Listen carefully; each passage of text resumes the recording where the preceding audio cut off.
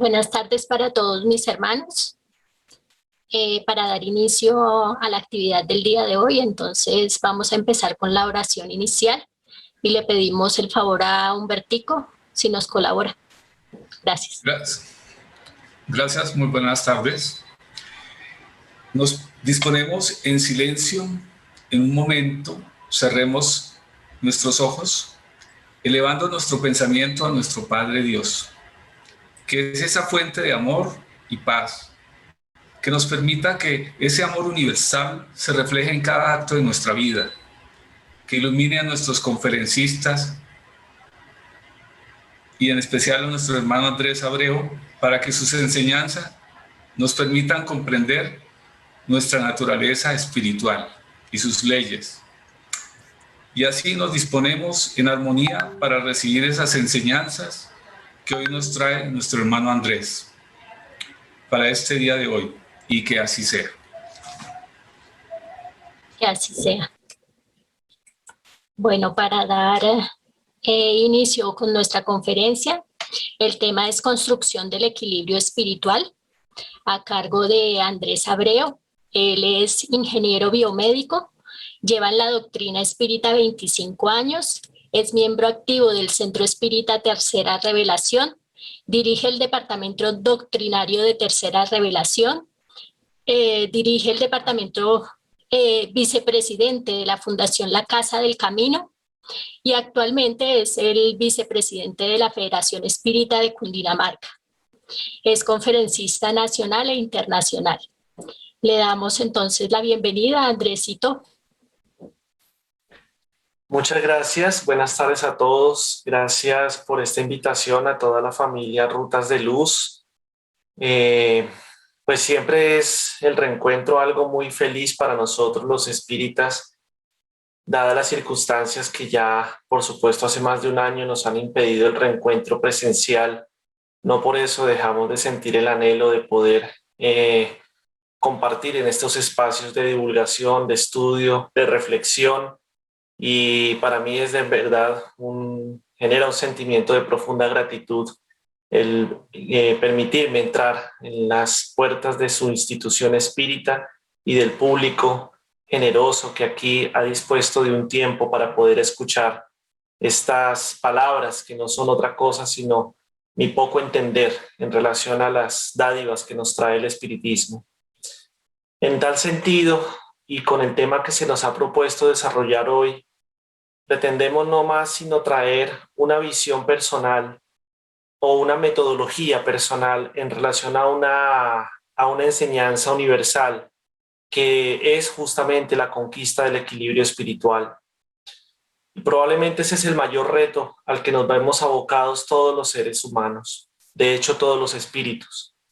No solamente por ser un reto más de la vida, sino por ser el objetivo mismo de la vida, para lo que fuimos creados, para poder tener esa plenitud espiritual que aún todavía no comprendemos del todo. Se nos ha enseñado que esa plenitud o ese equilibrio espiritual está sustentado en una definición de felicidad que además es subjetiva, individual, personal, pero a su vez fue direccionada por el espíritu más puro que ha llegado hasta el momento a la tierra como maestro y mentor de todos, que es Jesús de Nazaret, quien nos planteó una visión de la felicidad plena, perenne, y que además nace del interior de cada uno de nosotros. Ahí está, en germen, pero que necesitamos de un proceso de construcción, como lo plantea el título de esta presentación, para poder desarrollar esa plenitud. Así que en lo que encontraremos en los próximos minutos, seguramente habrán algunos elementos gráficos que de alguna forma pretenden explicar este proceso de construcción, con el cual pueden o no estar de acuerdo, por supuesto, pero en aquello en lo que probablemente no estemos de acuerdo, por favor, siempre remitámonos a la codificación espírita, que ahí estarán los puntos para dirimir cualquier diferencia. Me permito en este momento compartir pantalla, solamente pidiendo, por favor, como siempre hacemos, la confirmación que se esté viendo para poder iniciar. Sí, Andrés, se está bien. Perfecto. Bien, este término, esta palabra construcción tiene una acepción muy amplia, pero vamos hoy simplemente a decir que es ese proceso de armar, de planear, incluso desde antes de armar, de planear cómo es nuestro camino personal para alcanzar ese equilibrio espiritual, el cual seguramente no vamos a alcanzar en una sola existencia. Tal es la razón de la necesidad de muchas existencias, varias. Existencias físicas, porque es aquí en la tierra, en esta experiencia terrenal, en donde nosotros tenemos todo el caldo de cultivo, las herramientas para poder acelerar el proceso de progreso. En tal sentido, cuando nosotros hablamos de equilibrio espiritual desde la propuesta espírita, es importante entender cuál es esa generalidad de lo que el espiritismo propone para este punto de alcanzar el equilibrio espiritual. Y es que, recordemos siempre, el espiritismo tiene como base fundamental procurar la transformación moral del ser. No digo de la humanidad porque a veces cuando usamos ese término pareciera que se diluyera un poco nuestra responsabilidad pensando que esto es algo de responsabilidad colectiva y no. Es una responsabilidad individual. En tal sentido, a la doctrina espírita también se le conoce como la ley del deber o como la ley de la responsabilidad, porque es la que nos permite entender las leyes divinas que rigen nuestra vida y el universo como tal, bajo las cuales nosotros estamos direccionados y que en la medida que las respetemos, que las acatemos, que no las, digamos, no las tergiversemos o violentemos desde el punto de vista de nuestro comportamiento, pues eso nos conllevará a ese equilibrio espiritual. En tal sentido, la doctrina espírita o la propuesta fundamentalmente es el conocimiento, la educación y la transformación moral. Para entender un poco más esto, traemos acá, repito, como una opinión personal de lo poco que he aprendido en todos estos años de esta maravillosa doctrina, que nosotros los espíritus en este estadio evolutivo en el que nos encontramos, particularmente acá en el planeta Tierra, tenemos unas etapas a través de las cuales transitamos en el camino de la evolución moral o de la transformación moral. Las hemos querido resumir en 4 fundamentalmente. Ustedes podrán a su libertad poner otros nombres o aumentarlas o disminuirlas. Y la primera es la que he puesto en la parte exterior de este círculo, de esta serie de círculos concéntricos que hemos titulado opositores materialistas. Luego, más abajo, encontramos otra etapa que hemos llamado indiferentes. Luego, en búsqueda, para llegar entonces al de la conciencia despierta o conciencia plena.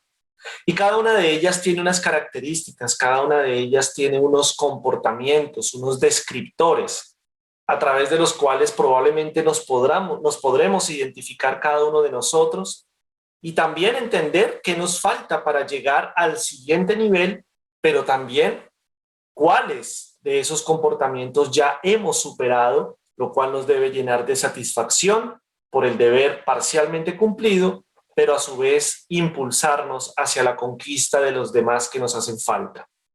Para explicar un poco cada uno de estos, quiero aquí traer algunas gráficas sencillas para justamente esquematizar a lo que nos referimos.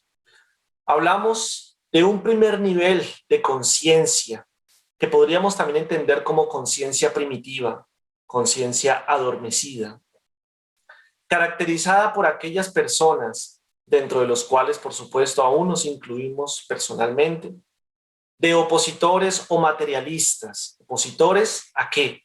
A la creencia de las vidas sucesivas, del principio espiritual de la vida, de las leyes divinas, de Dios, y por lo tanto sus creencias, su sistema de creencias está fundamentalmente basado en el aquí y el ahora sin un futuro espiritual, el materialismo.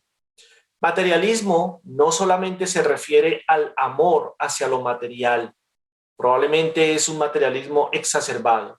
Materialismo también es simplemente no creer en nada, a nada de lo que tiene que ver con la espiritualidad. Por tanto, Allan Kardec calificaba en su momento al espiritismo como se utiliza una palabra que probablemente no es la más sonora para nosotros, pero decía, es el enemigo más formidable del materialismo, porque viene a darle al ser la perspectiva de su realidad espiritual. Sin embargo, muchos de nosotros estamos o estuvimos en esos niveles de conciencia materialista y aún todavía muchos de nuestros hermanos permanecen ahí negándose a la oportunidad del progreso. Sin embargo, ninguno está condenado a permanecer ahí de manera fatalista. Luego, planteamos un siguiente nivel de conciencia que llamamos de indiferentes, también como conciencia dormida. Son personas que no se alejan mucho de ese comportamiento primitivo, de ese instinto que aún domina sus decisiones o nuestras decisiones. Y aquí tenemos una serie de imágenes que representan algunos de esos comportamientos. Aquellos que, dada precisamente su incredulidad en relación a la vida espiritual, a la responsabilidad individual que tenemos como seres inmortales, entonces se entregan a comportamientos y a hábitos nocivos para sí mismos, que no solamente destruyen su cuerpo, sino carcomen su alma, así no crean en ella. Las drogas, el juego, los vicios en general, los vicios del cuerpo, los vicios de la mente, los vicios del alma, son cadenas que esclavizan a cada uno de nosotros, a cada uno de los que lo practican, a condiciones de vida deplorables, frustrantes, normalmente que conducen a estados incluso depresivos profundos. Algunos, tratando de escapar de esa realidad nefasta, toman incluso la decisión fatal del suicidio. Esta conciencia dormida o indiferente está llamada a desaparecer indudablemente, pero para eso se requieren recursos, tanto personales como externos, para lograrlo.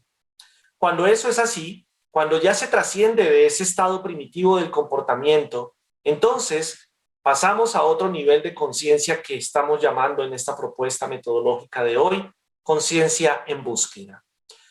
O aquellos que estamos con la intención firme de despertar hacia nuestra realidad espiritual, individual, pero que aún todavía tenemos esos preludios del comportamiento del pasado, instintivos, más de sensaciones que de sentimientos, que entonces nos presentan grandes retos. Probablemente aquí es donde se presentan los más importantes retos de nuestra existencia, precisamente porque buscamos destruir esa coraza de la personalidad antigua, primitiva, instintiva, para que emerja de nosotros ese ser espiritual que subyace ahí desde que fuimos creados. Esa búsqueda, ese despertar, ese romper de esa coraza cuesta, y cuesta lágrimas muchas veces, pero es necesario para que nazca el hombre, la mujer, en esencia, el espíritu nuevo que debe reemplazar al viejo lleno de defectos, para entonces llegar a lo que llamamos aquí conciencia despierta, conciencia cósmica, conciencia plena, iluminación espiritual, como quieran llamar. Es lo mismo. Es aquella en donde ya comprendemos nuestra responsabilidad individual, pero también las leyes divinas. Y logramos entonces esa integralidad vertical entre nuestro comportamiento, entre nuestros hábitos, con esas leyes divinas que inevitablemente nos conducirán de manera directa hacia estados de plenitud espiritual. Al principio decía que nosotros llamamos equilibrio espiritual a un concepto de una paz interior, de una plenitud interior. Pero seguramente todavía nos falta por comprender mucho más qué es todo aquello que abarca el concepto de transformación moral, de plenitud, de paz interior. Y por eso mencioné al principio de esta presentación a Jesús de Nazaret, porque Él se nos presentó como el guía y modelo a seguir. Y Él, entonces, reflejó en sí mismo lo que era esa mayor posibilidad de paz que se puede conquistar en este punto psicológico en el que nos encontramos. Pero cuando hayamos llegado o lleguemos a un nivel similar o igual al de nuestro querido maestro instructor, ¿qué habrá después de eso? Y es que la doctrina espírita nos enseña que la evolución no termina. Algunos vemos de manera inocente como el momento en que descansaremos de este trasegar evolutivo cuando alcancemos el nivel de Jesús de Nazaret, pero eso no es posible. Más adelante de ese punto psicológico hay muchos más, que por lo menos yo soy demasiado ignorante para atreverme a describir o por lo menos a proyectar. Sin embargo, estamos ahí. Y seguramente en la medida que avancemos en ese despertar de conciencia, como lo estamos planteando acá, iremos vislumbrando los nuevos horizontes que se nos presentan más adelante, que aguardan por nosotros, para luego presentarse cuando ya tengamos una madurez psicológica mayor, cuando ya tengamos una conciencia más despierta y podamos comprender esos elementos de la creación que hoy no somos capaces, no porque Dios tenga secretos con nosotros, sino porque aún precisamente no tenemos esa capacidad de comprensión conceptual para ese tipo de información que nos aguarda para el futuro. En tal sentido, y retomando la propuesta gráfica que acabamos de mostrar, ahora lo presentamos en esta otra. Simplemente cambiamos de círculos a una línea. Una línea que nos lleva de un punto a otro, desde ese punto de la conciencia adormecida, indiferente, hasta el punto de la conciencia despierta que acabamos de mencionar. Y nuestro deber es caminar de un punto a otro, es transitar de un punto a otro. Pero ese camino de un punto a otro cuesta mucho. En tal sentido, la pregunta 120 que Allan Kardec planteó a los espíritus dice: ¿todos los espíritus pasan por la serie del mal para llegar al bien? A lo cual los inmortales le contestaron: no, no por la serie del mal, sino por la de la ignorancia. Y este es uno de los primeros aspectos fundamentales a través de los cuales el espiritismo desarrolla al ser. Y es que entendamos que la maldad no existe como estado de conciencia, sino es un momento dentro del largo caminar precisamente del espíritu. Que el mal no es más sino la ausencia temporal del bien. Y es que el bien nunca está ausente del ser, simplemente está un poco escondido.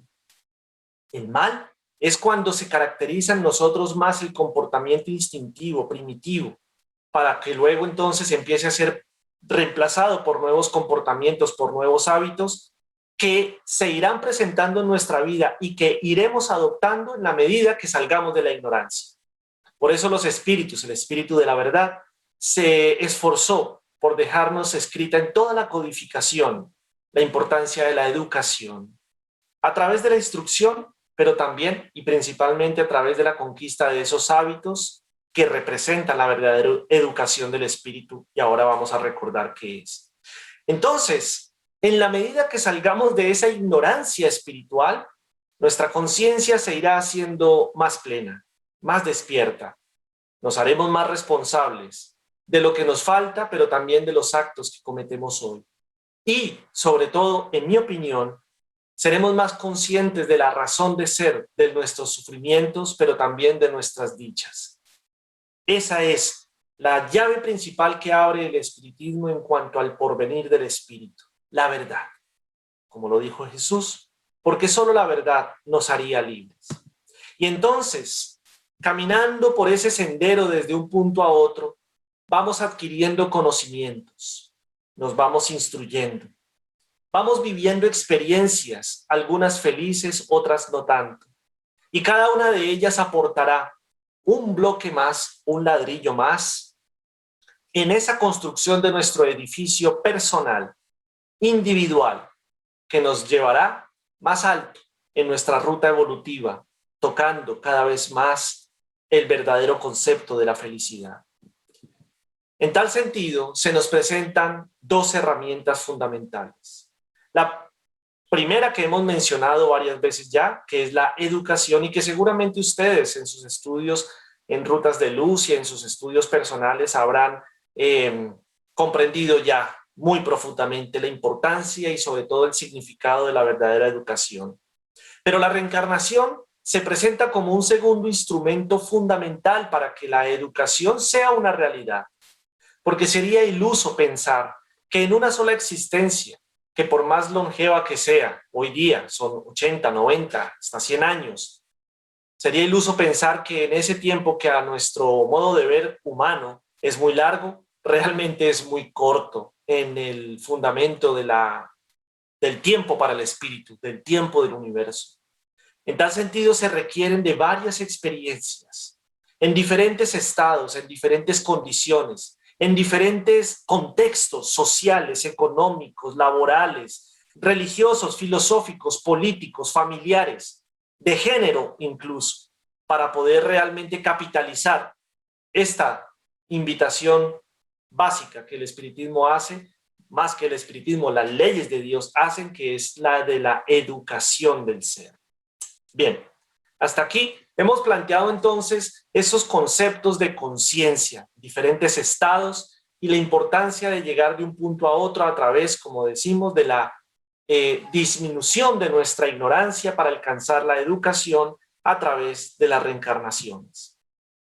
En tal sentido, citamos aquí también a la maravillosa obra del Evangelio según el Espiritismo en el capítulo 11, donde hace referencia a la ley del amor.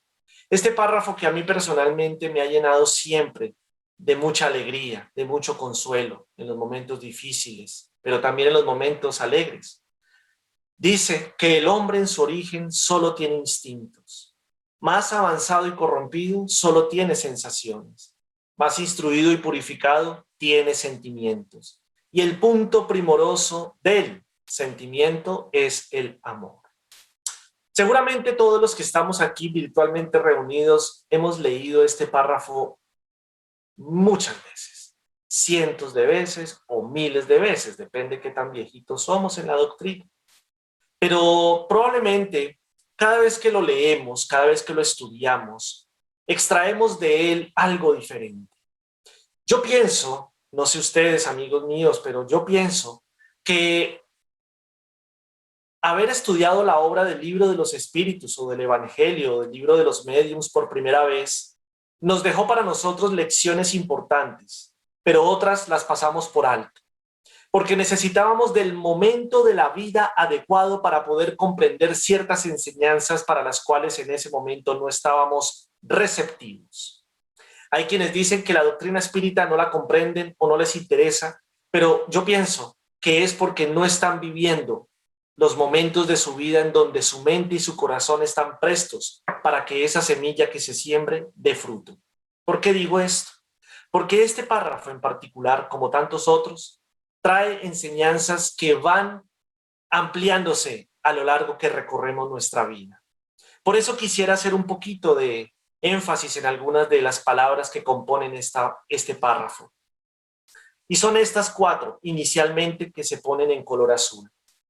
Instintos, sensaciones, sentimientos, amor. No es por casualidad que a los espíritus se les ocurrió dictar esto, en ese orden, en ese contexto, en ese sentido. No es por casualidad. Aquí tenemos una base de un edificio doctrinario, el edificio de la evolución del ser. El edificio o el contexto de la evolución psicológica del ser, de la evolución anímica del ser. Casi nada. Y es que no es menor el hecho de pensar y entender que nosotros partimos de los instintos. Pero eso, cuando lo decimos, nos lleva a pensar incluso de qué representa el concepto de instintos. ¿Y cuál es el contexto en el que los instintos se dan? ¿Acaso son malos? ¿Acaso son buenos? ¿O sencillamente son parte de nuestra identidad en algún momento de nuestro largo trasegar evolutivo? Cuando estábamos aún animando formas de vida mucho más primitivas que la forma humana. Cuando estábamos haciendo parte de lo que algunos denominan espíritu grupo, o en esa forma primitiva, en ese principio espiritual antes de adquirir la conciencia, como nos lo explican algunos teóricos de la doctrina como el ingeniero Hernani Guimaraes Andrade, en donde estábamos sencillamente haciendo parte de un todo natural, donde aún no éramos espíritus individualizados. Pero no entremos en esto, porque sería un seminario entero tal vez. Pero es indudable que los instintos estaban ahí, como parte de nuestras necesidades de ese momento para progresar, para luego, ya cuando teníamos algún grado de conciencia, de razón, de inteligencia, para no dejarnos morir de hambre, para no dejarnos morir en el entorno agresivo de la naturaleza y demás. Y eso luego nos fue conduciendo a las sensaciones. Pero ¿cuál era el límite esa delgada línea entre los instintos y las sensaciones, aquí lo dice, más avanzado y corrompido. ¿Avanzado? Intelectualmente, claro que sí. Espiritualmente, algo. Estructuralmente, en términos biológicos, mucho. Pero en la medida que empezó a aparecer la razón, el juicio, nos fuimos entonces entregando a esos placeres primitivos que aquí los espíritus llaman corrupción.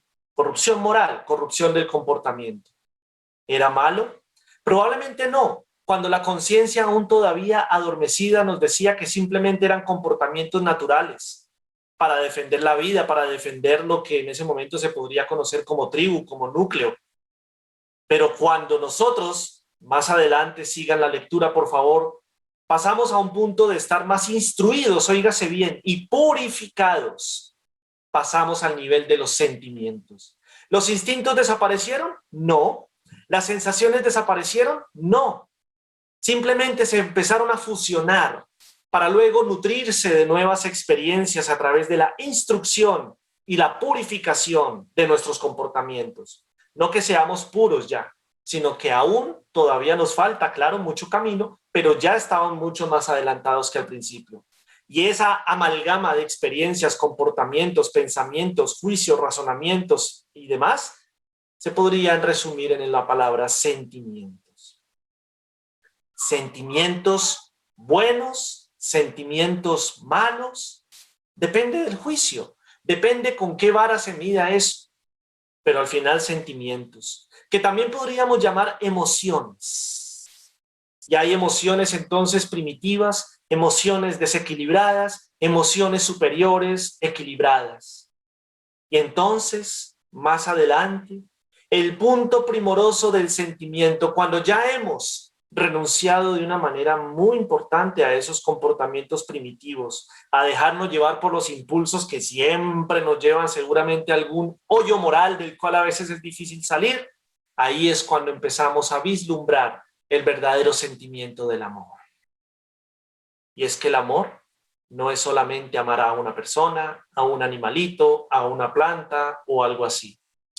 Esta propuesta que trae aquí el Evangelio según el Espiritismo y que ahora quiero profundizar con ustedes, es la propuesta del amor tal como la vivenció Jesús, lo cual aún todavía muchos de nosotros, me incluyo, no hemos comprendido correctamente.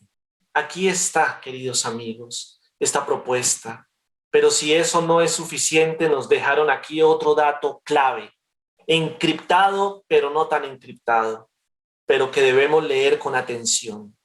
¿Cuál es la clave entonces para poder avanzar realmente este camino entre los instintos y el amor como sentimiento pleno? Instruirnos y purificarnos. Y si ustedes están de acuerdo conmigo, al final eso se resume en la palabra educación moral. Instruirnos y purificarnos. ¿Cuánto cuesta instruirnos? ¿No es así? Cuando la voluntad no es lo suficientemente fuerte o cuando no estamos impulsados por una verdadera intención de mejorarnos, perdemos mucho tiempo valioso en el cual podríamos estarnos instruyendo. Leyendo, que es estudiar, escuchando conferencias, meditando, reflexionando, para entonces luego poner en práctica aquello que estamos aprendiendo. Eso es lo que garantizará la purificación. De lo contrario, nos quedaríamos únicamente en una etapa de instrucción. Sabemos mucho, recitamos de memoria palabras bonitas, perdón, textos enteros de los libros espíritas, pero ¿y qué? La purificación determina la puesta en práctica y la conquista real de aquello que estamos aprendiendo.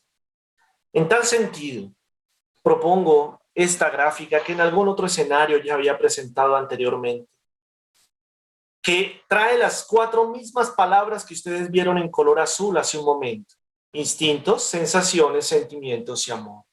Desde la misma propuesta inicial de la gráfica, desde una conciencia dormida, que ahora llamamos primitivismo espiritual, hasta la conciencia despierta o estado de plenitud. Y fíjense que ahí hay 4 áreas, 4 bloques, 4 espacios debajo de cada una de esas partes de esta gráfica, de este campana de Gauss, como quieran llamarlo, o simplemente línea que se mueve de un lado a otro. Y es que cada una de estas, como acabamos de leer en el Evangelio, representa un momento de nuestra vida como espíritus en evolución. Y cada uno de ellos está determinado por unos comportamientos. Si vamos a analizar instintos, entonces debemos remitirnos a la pregunta 73 del Libro de los Espíritus. ¿El instinto es independiente de la inteligencia? Y la respuesta, no precisamente, pues es una especie de inteligencia. El instinto es una inteligencia no racional. Por medio de él, del instinto, la totalidad de los seres proveen sus necesidades. Y es por eso que el instinto nunca se pierde en lo que yo he analizado. Y una obra que nos ilustra mucho más al respecto es la Génesis, porque ahí se explica la evolución espiritual y también orgánica del ser. Y nos damos cuenta que el instinto en algún momento es más importante que en otro momento más adelante de la existencia, pero que nunca se pierde, porque hace parte incluso de una de las leyes naturales, que es la ley de conservación. Solo que en la medida que, como nos dice el Evangelio, nos purificamos, nos ilustramos, nos educamos, ese instinto va tomando otros matices, matices que determinan un progreso moral en el ser. Así que no digamos que los instintos son malos o buenos, simplemente son partes de nuestra existencia. El que se comporta mal o bien somos nosotros los espíritus. Los instintos no tienen nada que ver ahí, simplemente aparecen en el matiz moral que nosotros le demos. Pero bien, no nos quedemos en los instintos que están suficientemente claros, yo sé, para todos. Pasemos entonces a las sensaciones, que es el segundo bloque que proponemos en este camino aquí presentado. Y dice entonces que las pasiones nacen más particularmente de las necesidades del cuerpo. Entonces son esas sensaciones que aún todavía están allá en la frontera con el instinto, porque fíjense que también la línea al otro lado tiene otra frontera. La frontera de abajo contra el instinto, ahí es donde esas sensaciones todavía están en la etapa de instinto, porque las pasiones, las necesidades primarias de nosotros son atendidas y tienen mayor valor para nuestra existencia. Y algunas de ellas se representan en estas palabras. Orgullo, porque ya hemos dicho muchas veces que de ahí surge todo. Ambición, egoísmo, envidia, venganza, crueldad, irascibilidad, sensualidad. ¿Qué es esto sino emociones desequilibradas, sensaciones más del lado de los instintos, en la frontera inferior, en la frontera con nuestro pasado psicológico? Así que, como hemos dicho, y lo repetiré a lo largo de esta presentación, en la medida que, como dicen los espíritus en el Evangelio, que ya lo leímos hace 2 diapositivas atrás, en la medida que nos instruimos y nos purificamos, vamos pasando de estas fronteras de lo primitivo hacia las fronteras con los comportamientos superiores. Entonces, como nuestro propósito no es quedarnos en las sensaciones primitivas o instintivas o pasiones, avancemos. Son útiles como estimulantes. Hasta la eclosión del sentido moral, entiéndase también sentido espiritual. Recuerden ustedes que Kardec aclaró en la introducción del Libro de los Espíritus que el término moral era una de esas palabras que él clasificó como la anfibología, que tenían uno o más significados, acepciones. Entonces, moral no solamente hace referencia a ese conjunto de comportamientos éticos, sino también a la palabra o al sentido espiritual del ser. Entonces, son útiles las pasiones como estimulantes hasta la eclosión del sentido moral o espiritual, que de un ser pasivo hace que nazca un ser de razón. En ese momento se vuelven no solo inútiles, sino perjudiciales para el adelanto del espíritu, cuya desmaterialización retarda. Las pasiones, óigase bien, se moderan con el desarrollo de la razón. ¿Y cómo se desarrolla la razón? Con la instrucción. Por lo tanto, estudiar es una necesidad, no es una opción, es una necesidad real para nosotros. Esto está en la Génesis, capítulo 3, donde habla del bien y del mal. Vamos en instintos, pasamos a sensaciones. ¿Qué sigue? Ustedes recordarán, nos habla el Evangelio según el Espiritismo de los sentimientos. Y esto en el capítulo 11 del Evangelio dice que los sentimientos, como lo leímos, son los instintos elevados a la altura del progreso realizado. ¿Progreso en qué sentido? Progreso en la razón, progreso en el comportamiento, progreso en las decisiones que estamos tomando, progreso en acatar las leyes de Dios, progreso en ser responsables de las acciones contrarias a la verdad que hayamos podido cometer, porque los equívocos también hacen parte de nuestro proceso. Los equívocos no deben quedarse convertidos en piedra llamada culpa. La culpa no es otra cosa sino una pesada carga, una roca que se nos amarra al cuello y que nos sumerge en las profundidades del océano de la incluso depresión. Equivocarnos hace parte de la experiencia. Equivocarnos hace parte del proceso de aprendizaje. Luego, lo importante es corregir. Y los sentimientos entonces van presentándose en la medida que nosotros vamos tomando responsabilidad de las correcciones de nuestros malos hábitos. Sin embargo, debemos describirlos. Algunos de estos sentimientos se representan en altruismo, bondad, perdón, humildad y felicidad. Y no a propósito dejé, o no por casualidad, dejé la palabra felicidad de última en esta lista. Y hay muchos más, por supuesto, ustedes son más inteligentes que yo y tendrán ya en su mente muchos más descriptores de sentimientos superiores, pero estos son algunos, probablemente con los que más estamos familiarizados. Pero el culmen, la cereza del pastel es la felicidad. Pero ¿cuánto cuesta llegar a ella? Y cuando creemos que ya la hemos alcanzado, se nos presenta un reto. Y entonces protestamos, pero Dios mío, si yo era muy feliz, ¿por qué me atravesaste esta prueba? ¿Por qué tal persona se equivocó? ¿Por qué yo me equivoqué si yo era tan feliz? Porque Dios y sus leyes quieren que nosotros seamos realmente felices, no de una felicidad pasajera, momentánea, ilusoria, sino una felicidad permanente. Para eso necesitamos las pruebas que nos ayudan a consolidar aquello que hemos ya creído, que hemos conquistado como comportamientos superiores, a través de la razón, a través del progreso, a través de la instrucción.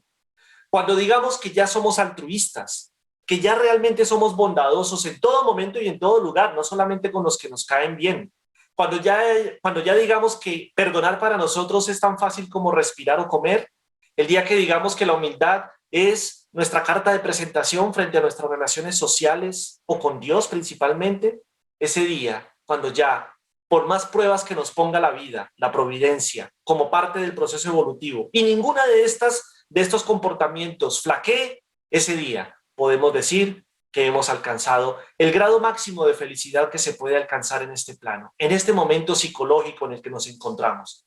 Es decir, que ahora sí podemos decir al Maestro Jesús, llegué a donde tú estás porque eras mi guía y mi modelo. ¿Qué más sigue, Señor? Y seguramente, yo aquí haciendo conjeturas atrevidas, dirá el Señor Jesús, pues ahora vamos a realmente amar. Señor, pero yo pensé que yo ya amaba, porque yo perdoné, porque yo le servía al prójimo, porque yo empleé muchas horas de mi vida dándole de comer al hambriento, dándole de vestir al desnudo, dándole consuelo al desvalido moral. ¿Cómo que yo no amo? Probablemente ese concepto de amor que nosotros en este momento estamos experimentando en ciertas situaciones no es sino el preludio de un sentimiento mucho más superior. Un sentimiento que aún todavía, creo yo, ni siquiera podemos imaginar. Y siempre que digo esto me viene a la memoria un episodio fantástico que nos han narrado aquellos biógrafos espirituales, digo, a través de la doctrina espírita, que es la que más me genera confianza porque trae esa información de esos archivos ancestrales de la espiritualidad, de la vida de Francisco de Asís, que dicen los que saben que ha sido después de Jesús una de las expresiones máximas de amor en la tierra. No el único, tampoco vamos a decirlo, pero sí de los más elocuentes. Tanto así que cuando él hablaba, no solamente se iluminaba todo a su alrededor por la propia naturaleza espiritual de su ser, sino que incluso los animales salvajes, Aquellos, digo salvajes simplemente porque no hacen parte de la naturaleza que se puede domar, se aproximaban a él, llamados por el magnetismo que unificaba a las criaturas en la creación. Amor, en mi opinión, no es solo un sentimiento. Para mí, es el lenguaje universal, la esencia misma de la vida, que cuando estemos totalmente inmersos en él, ya no habrá campo para el dolor. Pero bien, no soy yo el que lo dice, es el Evangelio. Y por eso el Evangelio maravilloso describe al amor así. No el amor en el sentido vulgar de la palabra, sino ese sol interior que condensa y reúne en su ardiente foco todas las aspiraciones y todas las revelaciones sobrehumanas. Y esto tiene un trasfondo impresionante, que no me alcanzarían los minutos para seguirlo comentando. Pero es que cuando uno dice todas las aspiraciones, es todo lo que la humanidad anhela como plenitud. Es todo lo que nosotros los espíritus aún tan imperfectos anhelamos como posibilidad de felicidad. Y todas las revelaciones sobrehumanas es toda aquella información que proviene de lo alto, de esas condiciones donde la felicidad ya es una realidad y nos dejan saber algunos de esos episodios para que nosotros nos ilustremos y además aspiremos a alcanzar esos momentos plenos que ellos nos invitan. Los guías de la humanidad, Jesús, que apenas nos han mostrado seguramente los primeros matices de ese colorido universo celestial que nos espera. Y ya con solo eso nos sentimos con unas fuerzas impresionantes en nuestro ser para querer conquistarnos a nosotros y de una vez por todas salir de este primitivismo conductual para alcanzar la plenitud. Y aquí el Evangelio lo está diciendo. Aquí tenemos 3 líneas. ¿Cuántas palabras hay ahí? Pocas. ¿Y qué tanto dicen? Mucho. Y no contentos con eso, los espíritus rematan con lo siguiente. La ley del amor sustituye la personalidad por, oído a esto, la fusión de los seres. Aniquila las miserias sociales. El que ama ya no ve diferencias entre sí y los que lo rodean, de ninguna naturaleza. Así lo hizo Jesús y así lo hicieron los representantes del amor en la tierra. Comprendieron que realmente somos todos hermanos en la paternidad divina y en tal sentido actúan, dándose a los demás. Ya no es únicamente un concepto de Dios y de amor, ya es vivir en Dios y en el amor. Y entonces terminamos diciendo con esto del Evangelio según el Espiritismo. Feliz aquel que ama porque no conoce la miseria del alma ni la del cuerpo. Sus pies son livianos y vive como transportado fuera de sí mismo. Cuando Jesús pronunció esa divina palabra, amor, se estremecieron los pueblos y los mártires, embriagados de esperanza, descendieron a la arena del circo. Y eso no solamente se puede describir con palabras, es algo que solo se entiende al vivenciarlo. Y aquí llega a mi memoria un episodio que justo hoy estaba recordando de una charla que escuché de nuestro amadísimo Divaldo Pereira Franco, donde recordaba ese momento de Juana de Cusa. Estaba yo escuchando esa narración que Divaldo nos compartió tan bella en el último congreso espírita que se dio en Medellín, colombiano, y él hablaba de cómo esa experiencia con su querido primo Nilson de Sousa Pereira, y cómo en un viaje a Roma que hicieron ellos, seguramente con más personas, y fueron al Coliseo, que fue el epicentro de uno de los mayores martirios de la humanidad, particularmente de la humanidad cristiana. Allí, observando ese escenario, tuvieron esa oportunidad de reencontrarse con esa presencia de Jesús a través del amor.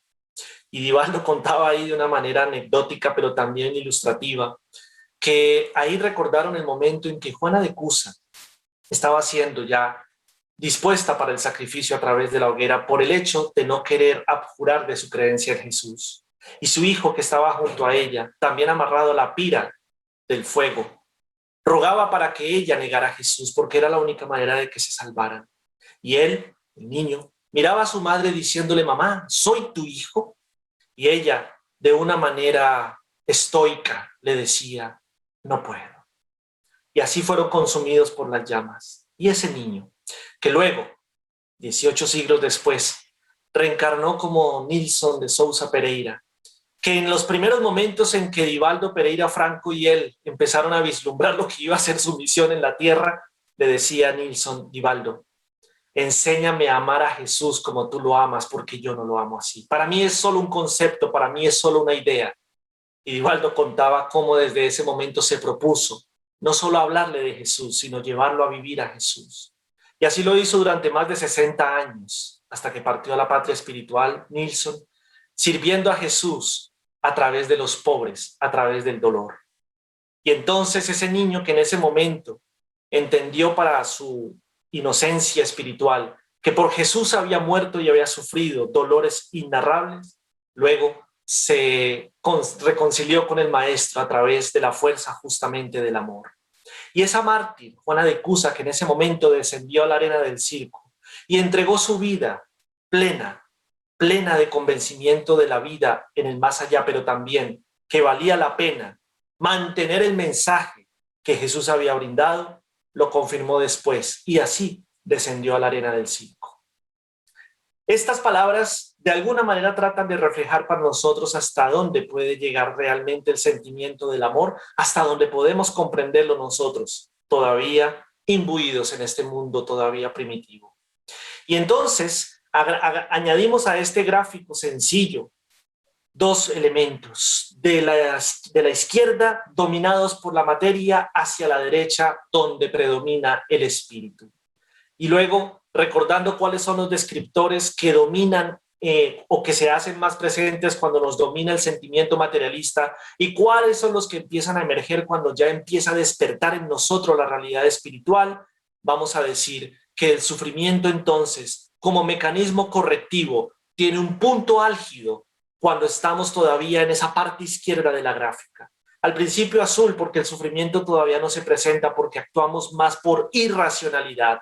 Pero cuando ya somos conscientes, por lo menos ya tenemos algo más de racionalidad, cuando ya la inteligencia empieza a despegarse del instinto primitivo, entonces el sufrimiento empieza a aparecer porque ya hay responsabilidad de nuestros actos y se activan los mecanismos de las leyes divinas para ayudarnos a corregir. Y el sufrimiento entonces solamente es necesario, esa parte roja, hasta que nosotros pasamos a la educación de nuestro ser, de nuestro espíritu. Y de ahí hacia allá vamos alcanzando ya niveles muy lejanos del sufrimiento, en donde el sufrimiento físico-moral no será sino un recuerdo muy lejano, repito, dentro de nuestra memoria histórica del progreso espiritual. Pero de nuevo, debemos repetir que hay elementos fundamentales que nosotros como seres humanos debemos incorporar a nuestra vida para que esto que estamos presentando acá, que la doctrina espírita explica ampliamente, sea una realidad. Y es la educación moral. No hay otro camino. No hay otro camino para nosotros realmente compenetrar esta ruta hacia la ley verdadera del amor y por lo tanto la conquista del equilibrio espiritual. Pero muchos aún todavía desconocen cuál es el verdadero, la verdadera forma de entender la educación moral. Y por eso recurrimos a la pregunta 1019 del Libro de los Espíritus, la última, donde la parte de la respuesta dice que la transformación de la humanidad ha sido predicha y vosotros presenciáis ese momento. Este momento en el que estamos. ¿Qué más que lo que está pasando hoy en el mundo para entender que verdaderamente la transformación no solo es un hecho, sino una necesidad? El dolor y el sufrimiento, que van de la mano todavía, están promoviendo esto. Pero para que nosotros lleguemos al punto de decir, no quiero sufrir más, pero tampoco quiero vivir engañado en una felicidad mentirosa, una felicidad que la tengo allá escondido entre una cueva, donde me aíslo de la realidad del mundo. No, sino una felicidad que soporte los embates del mundo. Esa es la que todos anhelamos. En tal sentido, volviendo aquí a esta gráfica que ya hemos explicado ampliamente, añadimos solo dos elementos para cerrar. Mientras estemos en la parte izquierda, será el sufrimiento que es impuesto por las leyes de la vida, lo que nos llevará invariablemente hacia la parte derecha, hacia nuestra educación moral. Pero cuando nosotros tomemos la decisión de tomar control de nuestra propia educación, de nuestro propio progreso, ya el sufrimiento huirá avergonzado de nosotros para dar paso a la responsabilidad individual. Y de ahí para allá se disfrutará mucho más el camino de la evolución. Entonces, para ir cerrando, ¿qué es educación moral? De nuevo, desde el origen del sufrimiento y la imperfección hacia el otro extremo, que es el del equilibrio espiritual, hay varios elementos que se nos presentan, herramientas. Recapitulamos una que hemos venido mencionando bastante: instrucción. Pero habrá alguien que diga, momento, pero Kardec dijo que la instrucción no era más sino una parte del proceso de educación. Es cierto. Instruirnos no es más sino adquirir conocimiento. Cualquier tipo de conocimiento. Y la instrucción es independiente de la moral. Hay instrucción con la cual hacemos bien y hay instrucción con la cual nos equivocamos. Entonces luego se presenta otro ingrediente: las leyes morales. Libro tercero del Libro de los Espíritus.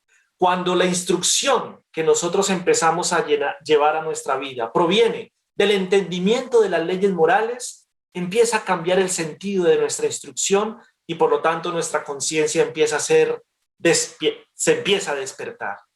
¿Por qué? Porque estamos comprendiendo que hay una realidad espiritual y que además hay un camino claro y cierto para alcanzar el equilibrio espiritual. En tal sentido se nos presenta la necesidad imperativa de poner en práctica esa instrucción. Práctica que al final es ensayo y error. Práctica que a veces nos hace sufrir, pero a veces también nos hace celebrar. Práctica en la cual no estamos solos, porque están los guías espirituales, los mentores de la humanidad y los individuales, personales, que como amigos por siempre, estarán ahí presentes para darnos el impulso necesario y ayudarnos a levantar cuando caigamos, en ese camino de la práctica que es inevitable para todos. Para entonces luego presentarse una maravillosa oportunidad que todos, consciente o inconscientemente, buscamos y necesitamos: el conocimiento de sí mismo. Cuando yo pongo en práctica lo que estoy aprendiendo, me enfrento a retos, a situaciones, y en ellas es donde yo me conozco, donde cada uno de nosotros nos conocemos. Por allá escondidos, en nuestros palacios de cristal, no nos vamos a conocer nosotros mismos. Tenemos que enfrentarnos al mundo, enfrentarnos a las pruebas. ¿Que nos equivocamos? Sí. ¿Que nos debemos levantar? También. Y en ese levantarnos, nos levantamos con nuevas experiencias, más conocimiento de quiénes somos, cómo reaccionamos ante ciertas cosas, qué nos falta, qué debemos hacer. Y con todo esto encerrado en un solo cuadrito, empezamos a entender que se determina con toda esta información los hábitos que incorporamos a nuestra vida. Me instruyo, practico, me conozco a mí mismo, de nuevo me instruyo, de nuevo practico, me sigo conociendo a mí mismo, y en un ciclo no vicioso sino virtuoso de conocimiento de mí mismo voy mejorando mis hábitos. Y adivinen qué, los hábitos es lo que determina nuestra educación. Y no lo digo yo, lo dice el maestro. Pregunta 685A del Libro de los Espíritus. Educación es el conjunto de hábitos adquiridos. Es una maravilla la psicología espírita, la metodología renovadora de la doctrina espírita. Pero hacer esto que está en esta diapositiva nos toma varias existencias. Ahora sí, en la medida que nosotros vayamos siendo más conscientes, más preparados, pues acortaremos el número de existencias nuevas que requeriremos de aprendizajes a través del dolor, para entonces emplear esas nuevas existencias en aprendizajes a través del amor. Es una promesa que nos hizo Jesús y Él cumple sus promesas. Para que todo esto pueda ser una realidad, tenemos ahí la última palabra, abajo: voluntad. Voluntad. No hay otra palanca, no hay otra fuerza, no hay otro ingrediente que nos permita movernos. Cuando somos perezosos y un poco tercos, entonces Dios, en su infinito amor, nos pone un impulsito, el aguijón del dolor, para que entonces despierte la voluntad y todo este proceso que estamos aquí describiendo. Quisiera terminar con esto. Nuevamente, un pedacito de la pregunta o la respuesta 1019. Ya cuando el libro de los espíritus llega a su conclusión. Desdichados los que cierran los ojos a la luz, porque preparan para sí mismos largos siglos de tinieblas y decepciones.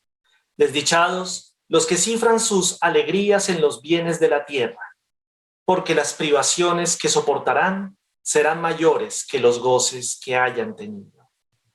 Por lo tanto, nosotros como espíritas, en cualquier nivel de conocimiento que nos encontremos, ya tenemos la posibilidad de recorrer un sendero mucho más claro. Como lo dice el nombre de esta venerable institución que hoy acoge este servidor, ya tenemos clara la ruta de luz que nos conducirá inevitablemente hacia la conquista espiritual. Queridos hermanos, gracias por su tiempo, un abrazo infinito y sigamos adelante en este propósito colectivo. Muchas gracias, Andrés, por este banquete de conocimiento que nos ha dado en la tarde de hoy. En el chat hay varios agradecimientos. Está Lidis Márquez desde el Ecuador. Excelente disertación de nuestro hermano Andrés Abreu. Gracias por compartir, familia Rutas de Luz. Un gran abrazo fraterno. Hay una preguntita, Andrés, para ti, de Xadis. Dice, en la construcción del espíritu, entonces, ¿en dónde quedan las propuestas llamadas el derecho a morir con dignidad, para la eutanasia y las leyes que también avalan el aborto, porque están en defensa del amor? Xadis, para nosotros, como espíritas, la manera de poder contestar estas preguntas que socialmente son tan complejas, y digo socialmente porque aún todavía la sociedad no se ha puesto de acuerdo en torno a ellas, debemos acudir a lo que dice las leyes divinas, que están expresadas en el libro tercero del libro de los espíritus, pero que están desarrolladas y ampliadas en las demás obras de la codificación. En mi opinión, que es la de Andrés Abreu, en lo que poco conozco la doctrina y he podido interpretar, todo aquello que vaya, o toda aquella decisión que se tome sin el tamiz, sin pasarlo por el tamiz de las leyes divinas, está sujeto a error. Yo siempre me he preguntado, ¿acaso muchas de estas decisiones en torno a estas alternativas que la sociedad ha puesto, según algunos, para mitigar el dolor, no están más bien cercenando las oportunidades evolutivas de las criaturas? Alguien que no conoce las leyes divinas podrá decir que no, que es un acto de compasión acortar los sufrimientos de los demás. Pero alguien con una perspectiva espiritual, con lo que acabamos de hablar, instrucción y conocimiento de las leyes que rigen el universo entero creadas por Dios, dirá, ¿quién soy yo para tomar la decisión sobre un proceso evolutivo de una criatura, que ni siquiera yo mismo tengo control todavía de mi propia vida? Entonces, un acto de supuesta compasión se queda corto porque está sustentado en una visión materialista de la vida. En una visión y perspectiva espiritual, probablemente será otro. Y dice el Evangelio, de hecho, precisamente cuando habla de si hay algún tipo de conmiseración o de soporte para poder acortar los dolores del otro, y dicen los espíritus ahí, ¿acaso tú sabes si eso, primero, no es lo que esa criatura necesita para terminar un ciclo de sufrimientos y de dolores? Y adicional, ¿qué sabes tú si de una manera espontánea regresar a la salud que ha perdido momentáneamente? Y son preguntas que nos quedan ahí en la conciencia. Por eso nosotros siempre, ante estas cuestiones, querida amiga Xadis y todos, debemos hacer algo que nos recomendaron muchos espíritus. Pensemos, ¿qué haría Jesús? Ante esas dudas filosóficas, trascendentales, sociales, ¿qué haría Jesús? Porque el comportamiento ético-moral de Jesús de Nazaret trasciende los códigos legislativos de la humanidad, que son perecederos. La legislación que hoy tienen pueblos occidentales y orientales no es la misma de hace 3, 4 siglos, lo cual indica que las leyes humanas evolucionan en la medida que evoluciona el ser.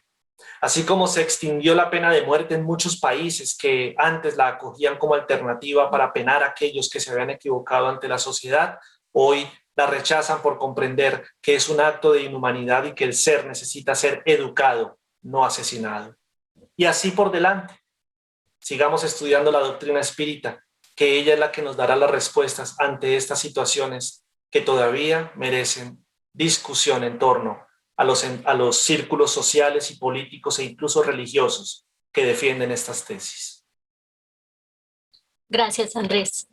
Hay otras felicitaciones. Doris Pinzón, muchas gracias por excelente conferencia. Germán Junior, excelente charla. Gracias, Andrés, por los conocimientos del día de hoy. Mil bendiciones. Alba Mancipe desde España, muchas gracias, Andrés, por estas enseñanzas. Bendiciones para todos. Gracias, queridos Bueno, amigos. hay varias felicitaciones. Muchas gracias, Andrés, por esta disertación y por haber aceptado la invitación de nuestra Casa Espírita. Le vamos a dar la palabra a don Germán.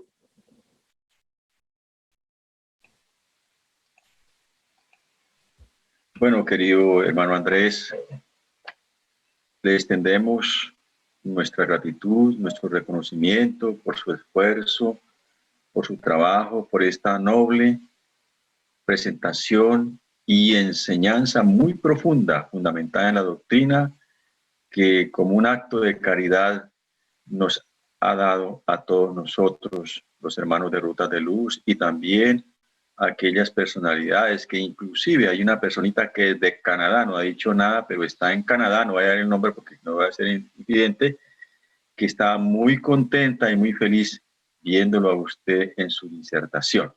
Entonces, muchísimas gracias, Andrés, muchísimas gracias. Reciba, por favor, un abrazo a nombre de toda la institución Rutas de Luz y decirle que le queremos, le amamos y reconocemos sus méritos, su esfuerzo y su sacrificio y el amor por la Santa Doctrina. Bendiciones.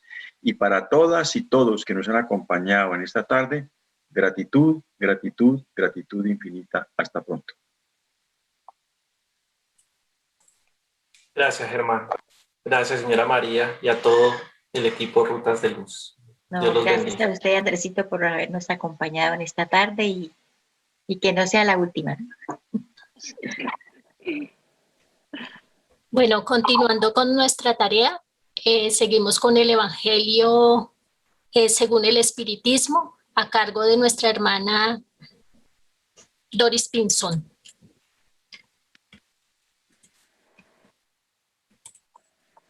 Buenas tardes, queridos hermanos. ¿Sí me escuchan? Sí, te escuchamos, Dorisita. Bueno, después de esta excelente conferencia, pues vamos a hacer lo mejor posible para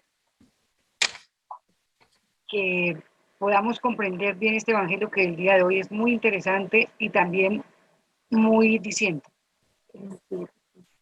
¿Puedes ampliarlo, por favor?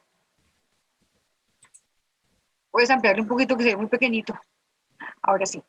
Bueno, me correspondió el día de hoy del Evangelio según el Espiritismo, el capítulo 18, muchos son los llamados y pocos los escogidos, con el tema mucho se pedirá a quien mucho recibió, del ítem 10 al 12. Siguiente, por favor.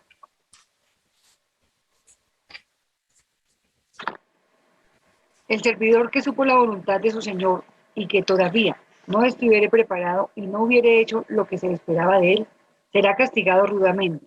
Mas el que no supo su voluntad y que hizo cosas dignas de castigo, será menos punido. En este ítem del Evangelio es muy claro y nos están diciendo que cuando conocemos las leyes y hacemos caso omiso de ellas, seremos severamente castigados. Y si no las conocemos, igualmente seremos castigados, pero con menor severidad. Aquí podemos apreciar que en ambos casos, con conciencia, con conocimiento o no, seremos castigados. Siguiente, por favor. Mucho se pedirá a aquel a quien mucho le fue dado, y se pedirá mayores cuentas a aquel a quien se hayan confiado más cosas. San Lucas capítulo 12, versículos 47 al 48. como vemos en esta máxima, es directamente proporcional al que más se le da, más se le exigirá. Siguiente, por favor. Yo vine a este mundo para juicio, para que vean los que no ven y los que ven se vuelvan ciegos. Algunos de los fariseos que estaban con él oyeron estas palabras y le dijeron: ¿nosotros pues somos también ciegos? Siguiente, por favor. Jesús les respondió: si fueseis ciegos, no tendríais pecado, mas ahora decís que veis, y por esto vuestro pecado permanece en vosotros. San Juan capítulo 9, versículos 39, 40 y 41. Siguiente, por favor. Voy a leer todo el recorrido y después los invito a unas reflexiones. Estas máximas, sobre todo, encuentran su explicación en la enseñanza de los espíritus. Cualquiera que conozca los preceptos de Cristo seguramente es culpable si no los practica, pero como que el evangelio que los contiene no está esparcido, siguiente por favor, sino en las sectas cristianas. Entre estas, ¿cuántas personas hay que no leen y cuántas hay que no las comprenden entre las que los leen? Resulta de esto que las mismas palabras de Jesús son perdidas para el mayor número. Siguiente por favor. La enseñanza de los espíritus, que reproduce estas máximas bajo diferentes formas, que las desarrolla y comenta para ponerlas al alcance de todos, tiene de particular que no está circunscripta y que todos letrados e iletrados, creyentes e incrédulos, siguiente, cristianos o no, pueden recibirla, puesto que los espíritus se comunican por todas partes. Ninguno de los que la reciben, directa o indirectamente, pueden pretextar ignorancia, no pueden excusarse ni con su falta de instrucción, ni con la obscuridad de su sentido alegórico. Aquel, pues, que no las aprovecha para su adelantamiento, que la admira como cosas interesantes y curiosas, sin que su corazón se... Ay, no alcanzo a leer. Se conmueva. Se conmueva, que no es ni menos vano, ni menos orgulloso, ni menos egoísta, ni menos apegado a los bienes materiales, ni mejor para su prójimo, es tanto más culpable cuanto más medios tiene de conocer la verdad. Siguiente, por favor. Los médiums que obtienen comunicaciones buenas son aún más reprensibles si persisten en el mal, porque con frecuencia escriben su propia condenación y, si no estuviesen ciegos por el orgullo, reconocerían que es a ellos que los espíritus se dirigen. Pero en lugar de tomar para ellos las lecciones que escriben o que ven escribir, su único pensamiento es aplicarlas a los otros, realizando de este modo estas palabras de Jesús: ¿veis una paja en el ojo de vuestro vecino y no veis la viga que está en el vuestro? Capítulo 19. Siguiente, por favor. Por estas otras palabras, si fueseis ciegos, no tendríais pecado. Jesús entiende que la culpabilidad está en razón de las luces que uno posee. Así pues, los fariseos, que tenían la pretensión de ser y que en efecto era la parte más ilustrada de la nación, eran por lo mismo más reprensibles a los ojos de Dios que el pueblo ignorante, como vemos lo mismo que sucede hoy. Siguiente, por favor. Esto es muy importante. A los espíritas, pues, se les pedirá mucho porque han recibido mucho, pero también se dará mucho a los que hubieran aprovechado. El primer pensamiento de todo espírita sincero debe ser el de buscar en los consejos dados por los espíritus si hay alguna cosa que les concierne. El espiritismo viene a multiplicar el número de los llamados por la fe que proporciona. También multiplicará el número de los escogidos. Ahora, después de leer este evangelio tan interesante, me ha parecido muy, digamos, muy, no casual, sino causal, la conferencia que me antecedió, de Andrés, que fue excelente, porque Aquí también los vamos a invitar a reflexionar al respecto. Queridos hermanos, las enseñanzas de nuestro amado Jesús en el Evangelio, esta hermosa, enriquecedora y esclarecedora doctrina, nos brindan conocimiento permanente a través de los mediums, de nuestros directores, conferencistas y diferentes medios de comunicación, nuestros mentores, ¿verdad? Entonces, con base en todo esto, yo me pregunto, y los invito también a que se pregunten, a esta reflexión al respecto.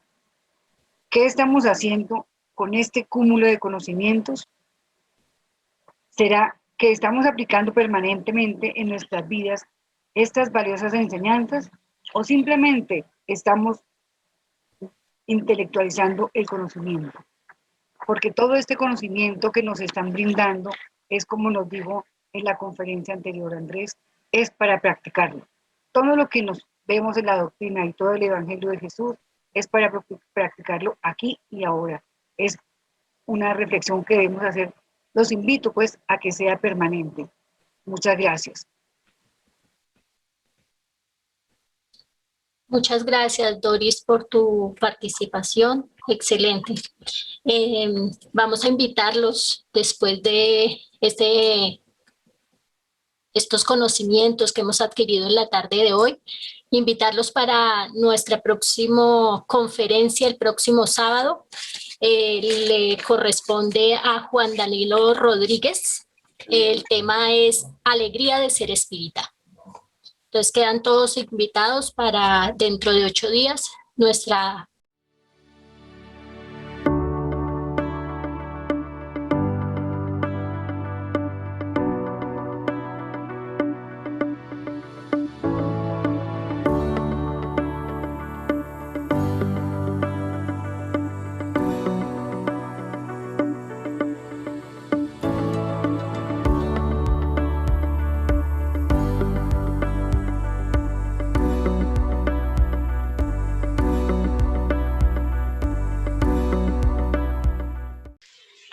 Sí, muchas gracias.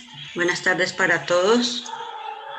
Vamos a iniciar con humildad, con mucha sencillez, empezando dándole gracias a nuestro Padre Creador por esa oportunidad grande que hemos tenido el día de hoy de reunirnos como una familia para escuchar esta conferencia que nos ha esclarecido grandemente y que también ha esclarecido a los espíritus desencarnados que se han acercado. Nos han esclarecido también a través del Evangelio. Te agradecemos, Señor, por esta gran oportunidad. Agradecemos también por todo lo que nos das, por esta bella naturaleza y todos los recursos que has puesto en ella para nosotros, para toda la humanidad. Te agradecemos, Padre Santo, por todas las oportunidades que nos das a diario para poner en práctica todas estas enseñanzas, para llevarlas a la vivencia, Señor. Pedimos esa fuerza y esa fortaleza para cada uno de los que estamos aquí congregados, para poder llevar y hacer un crecimiento espiritual a través de la transformación moral, a través del estudio, poder equilibrar esa espiritualidad y así crecer. Hoy, Padre Santo, quiero orar, o queremos orar todos, por los enfermos, especialmente los más necesitados, pero no solo por los enfermos del cuerpo físico, sino también por estos enfermos del alma, que también somos muchos. Te pedimos, Maestro Jesús, que nos bendiga a todos con su abrazo fraterno. Agradecemos también a los espíritus superiores que siempre nos acompañan en estas tareas. Agradecemos a los espíritus guías y mentores de Rutas de Luz, que siempre están ayudándonos, que siempre están ahí pendientes de todos y de cada una de las personas que formamos este grupo. Pedimos hoy, Señor, tu santa bendición para esta gran familia de Rutas de Luz, para esta gran familia espírita y para la gran familia universal que es la humanidad. Señor, queremos hoy que la luz de nuestro Señor Jesús nos irradie a todos los hogares y que partamos con alegría a cada uno de ellos, dándonos la fortaleza para continuar cumpliendo cada día con nuestras tareas. En tus manos, Señor, nos encomendamos y que se haga siempre su santa voluntad en cada uno de nosotros y que así sea. Muchas gracias. Bueno, muchas gracias a todos por su asistencia, por haber estado en esta sala y buena tarde.